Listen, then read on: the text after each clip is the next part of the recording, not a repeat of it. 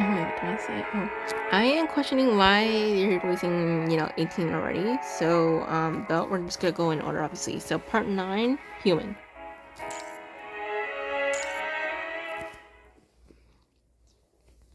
Over here, there's another one.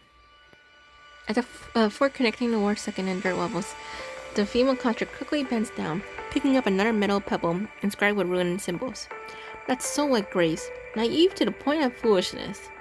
Whether she's blindly worshipping the red tide or just blundering through with the most ridiculously clumsy methods. At least it works. Commandant, I hear fighting up ahead. Bianca and her team must be... The joy in her tone vanishes in a flash as the viscous red tide gathers into a thin stream, pulling in the crater ahead. The red tide again. Ugh. The enemy's operating from shadows. We're truly up against it. The red tide clearly can't evolve a brain. The only explanation is someone's constantly keeping tabs on everyone from Babylonia. Should we split up? No. Splitting up would divert some of their attention. Sure, but it will also leave you vulnerable to being picked off one by one. Let's find Bianca and her team first. Once we regroup, we'll figure out a way to draw the enemy out. Easier said than done. With the red tide this murky, if you try to push through, we'll likely bump into those things working inside before we even got a third of the way across. I really don't want to be packing like sardines with a bunch of people. Ugh. We don't necessarily have to go through the red tide. Following the signs along the way, it turns out Chrome's theory is spot on. This is indeed a service credit the clearance staff uses to get to the performance site on the lower third level. Just as you're racking your brain trying to figure out how to get around the red tide, it suddenly turns into wild waves as it responding to some unseen command. Commandant, look up! Metal supports! High above the ceiling, the golden age metal supports that once held up the dome stand uncorroded. After testing the weight capacity with the climbing rope, Lucia takes the lead to leap onto the supports. Let's go! Everyone scrambles across the metal framework, using both hands and feet, with the sounds of battle just inches away. It's a password-protected door. The wiring on the side is damaged. We probably can't open it with a tasker.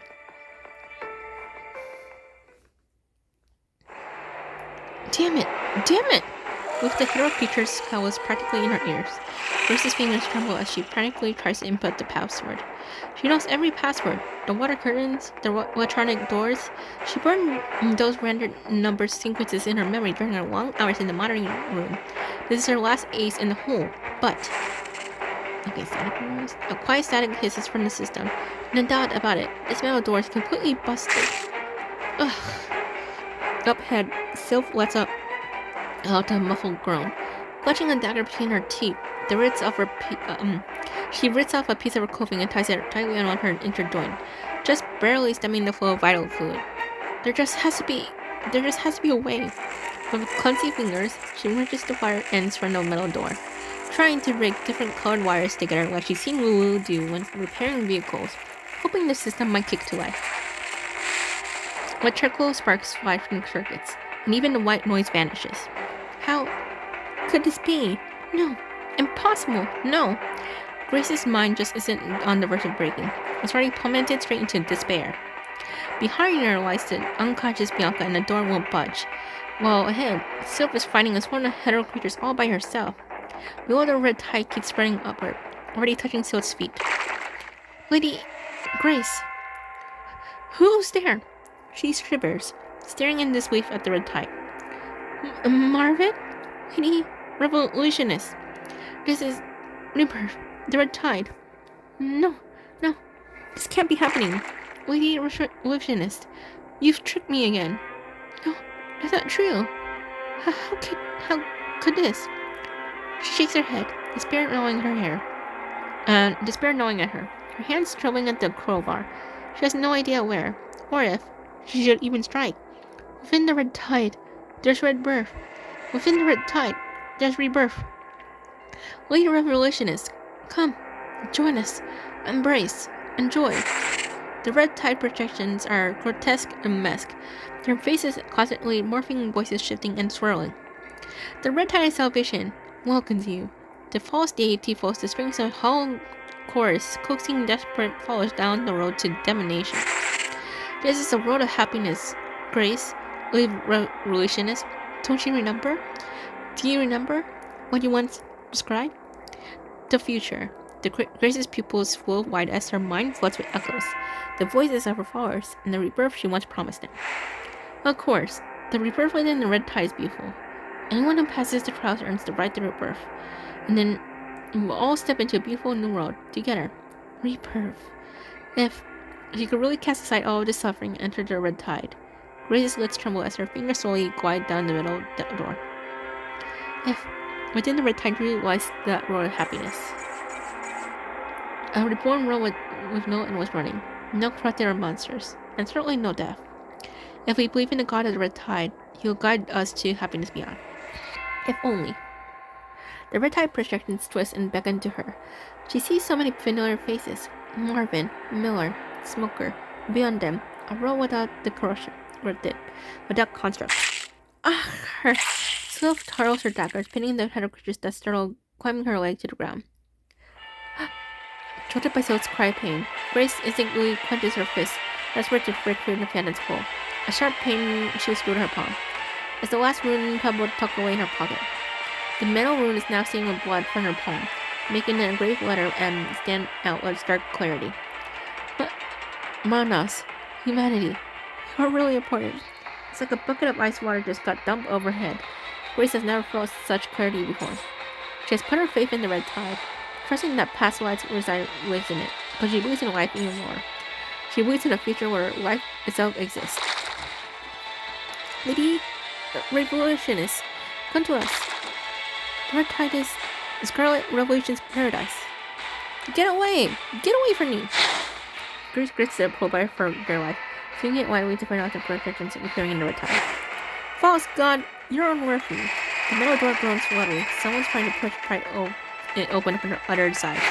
Seeing this, Grace, who just chased off the projections in front of her, frantically lifts her clothes arm and moves it toward the door behind her. Unworthy to proclaim the future of the Scarlet Revolution! The door bursts open with a crash. Whoa! Fuck! Grace! Grace can't stop her swing. The sharp end of her crowbar flashes straight down toward Lulu, who's standing right in its path. Yikes! It's so violent. Good thing I was on guard. Surviving feral creatures only to get bashed by you would be a pretty embarrassing way to go. Lulu coughs up some vital fluid that's weak from the overload, then kicks the metal door with her foot. A relic from the Golden Age. Is it really that built? Well built? So it took so many constructs just to smash on through. Lulu, did Red Tag also get to you? Ugh, no way. Those are just gross stuff. It's really me. It's really me. Ow! Stop pinching my face. In a daze, she stares at the busted door, the Babylonian constructs who had just burst in, and the human commandant. It's like she's been pulled from treacherous waters and is finally back on the warm, dry shores of reality. Bianca! The moment you burst in, you see Bianca with her eyes tightly shut. Severe punching virus crutching, already at a critical threshold. Her mind has gone seriously off kilter. Prepare for deep mind connection. The equipment is quickly calibrated, and no time to find a safe spot. You immediately start the deep mind connection. Okay, initiate. Oh? Your mind making cuts through her mind, which is now riddled with holes from the punching virus crutching, as chaotic twisted memories flash before your eyes. Nightmarish shadows tail your every step. Incoherent whispers spilling from their lips. Tropical fish twist into grotesque forms, screaming and wailing. Bianca? As she dodges sharp metal spikes, countless voices blend together. Witch. Bloodstained devil. Self-righteous phonies. Bianca! Commandant? A weak voice echoes from the depths of her mind. Bianca! Ugh. Just as he reached out to grasp her, the deep mind connection abruptly cuts off. The crush is too severe. She forcefully ended the connection. You're awake, Commandant. We found traces of ascendants. Besides the one named Witos, there could be others. They're in charge of the monitoring room and are constantly pumping red tide throughout the drainage system, blocking our way. Chico's likely been taken by them. Vital fluid wells up in the corner of her mouth. We'll talk later. There's no time. We need to find them. Fast. The red tide mutated by descendants can melt constructs. I'm worried. The more constructs it absorbs, the stronger the monster it spawns becomes. And there's Scarlet Revolution. She struggles to spit out the vital fluid, filling her mouth. We've caught most of the Scarlet Revolution followers now. Sylph will show you the way to them. I'll get them out safe and sound. Her mind diffusion is getting worse. This isn't looking good. As Emma said, a support team is on their way with Bianca's new frame. If she can hold out until the frame replacement, it might ease the punishing virus crushing in her stigmata frame. Please take the edge off. Go back the way we came? No chance of that. Bianca said the descendants are in charge of the muttering room. Then they are most likely already blocked off our original path. We've got no choice but to... but they're from Babylonia. Great Raven commandant. Hearing all the noise, survivors who scattered during the red tide assault start helping each other out, gradually making their way over here. A quick head count shows that at least a dozen people, but only 3.5 of them are still mobile. The 3 are the fastest runners among the followers, and the half is Sylph, whose family says she can still move. Let's split up, commandant. You and Lucia take Bianca and head out first. I'll stay behind with the Scarlet Revolution construct to clear the obstacles and wait for backup. He always takes the rear guard, a move that seems to be Krone's go-to in his crisis management playbook, used to shouldering the danger himself. There are too many wounded for you to handle alone. I'll stay with them. A moment of hesitation flickers as you look at Sylph's wounds. Even with your help, it'll still be tough to handle everything. And with Ascendants working, we can't tend to this many wounded. Your terminal suddenly wings, shattering the silence. We're getting a signal? Hey! Hello? Hello? It's Karenina. Karenina? Can you hurry up already? You're in the way. The faint sound of metal hold impacts just through the terminal. Is Commander Nicola with you? I'm not in Babylonia. Teddy just hacked your terminal set up this short-range comms channel. It only works so far. You're welcome. Short range. Are you at the Aquarium right now? Thanks to you, Captain Karenina. I'm telling you again, don't just stop moving. Isn't this the spot you marked? We need to turn now. Ugh, so noisy. Between their squabbling, you can just make out the squall sound of running water and metallic clanging. Did you just come from the war first level? Obviously, no. The war first level was an absolute wreck. Like 2 mechanical monsters stuck it out and then self-destructed together. It's completely caved in, with the red tide and rebar all over the place. But the good news is, thanks to the disaster, there are hardly any heteroid creatures left on the lower first level, and the descendants couldn't possibly stick around there either, unless they're already become one with the red tide. The engineering force hauled in construct machinery from the nearby conservation area, zeroed in on the target, and dug straight through the lower first level ceiling. The lower second level is completely swamped with seawater and choked with the red tide, so getting in there is a real nightmare. So, right now, we're in the ventilation ducts, holding Bianca's new frame.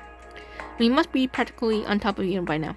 Otherwise, I wouldn't have been able to tap into your terminal set up this call.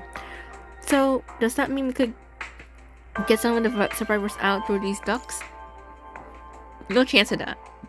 The ventilation ducts are way too narrow. You can't even move shoulder to shoulder in them. If your survivors were all up and moving, it might be a fallback plan of a significant number of injured people. It's still a no-go. Parliament's given the green light to deploy the makeup weapons. We're just the initial support. The second team will be here any minute. Hey, don't go blasting holes with gravitational waves out of nowhere. Anyway, just hang tight. Make sure Bianca hangs on too. Teddy will sing the nearest coordinate point and simple route to you. We'll meet up there. Probably needing to buckle down her work, Karenina cuts off the communication. Soon, the immediate coordinates beam into your peril. Then, Chrome, I need you to hold down the port here and keep an eye on the survivors, clearing any obstacles.